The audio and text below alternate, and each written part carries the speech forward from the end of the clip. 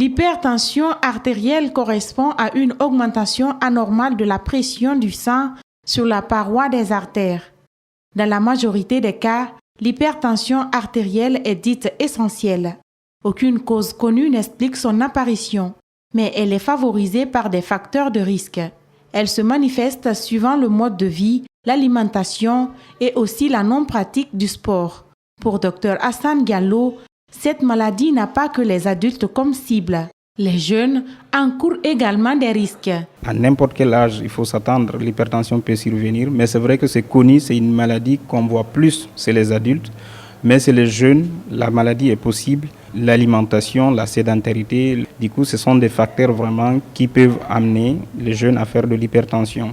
Il souligne que le stress peut causer de l'hypertension artérielle chez les jeunes, qui d'ailleurs ne respectent pas les traitements recommandés par les médecins. Les jeunes, s'ils font de l'hypertension, c'est difficile même le diagnostic parce que même si vous les soumettez à des contrôles réguliers, même ça, ils ne respectent pas. À plus forte raison maintenant, les mesures hygiéno-diététiques que vous allez les proposer, alors que ces mesures sont essentielles dans la prise en charge et dans, c'est-à-dire la prévention des complications qui risquent d'advenir.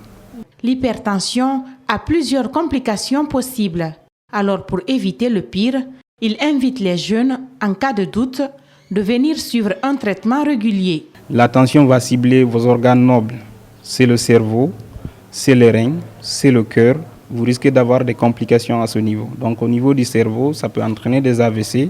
Au niveau des reins, ça peut entraîner des insuffisances rénales. Au niveau du cœur, vous pouvez avoir des problèmes de cœur. Les personnes qui vivent avec l'hypertension doivent éviter les aliments trop salés et sucrés, mais aussi consommer beaucoup de fruits.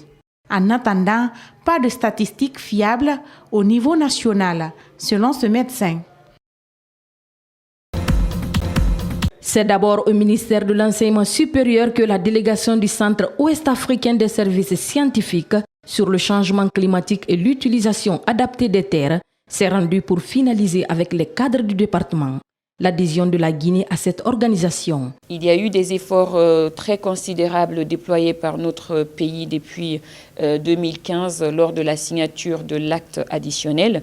Nous entendons aujourd'hui communiquer un conseil pour que la Guinée puisse ratifier par décret son adhésion pour terminer le processus, pour que enseignants-chercheurs de Guinée puissent profiter des opportunités qu'offre le Wascal pour nos pays, pour leur mobilité, pour leur formation en master et en doctorat, et surtout l'accès aux technologies de pointe, aux projets innovants constitués plutôt dans 11 États, dont le 12e sera certainement notre pays. Pour le chef de la délégation du Wascal, cette visite de plaidoyer est une étape importante pour la Guinée, qui doit reconquérir sa place au sein de ce cercle scientifique. Les échanges que nous avons eus nous permettent d'être optimistes et donc de considérer que très rapidement, la Guinée nous rejoindra avec tout ce que cela comporte comme position qu'elle va avoir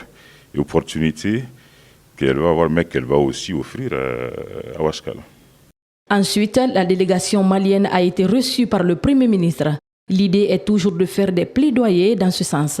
Il est important de signaler que l'adhésion de la Guinée au Wascal va permettre de fournir des informations et d'acquérir des connaissances nécessaires sur le changement climatique afin d'aider les cadres de notre pays à bien définir la politique environnementale et à faire face aux effets du changement climatique.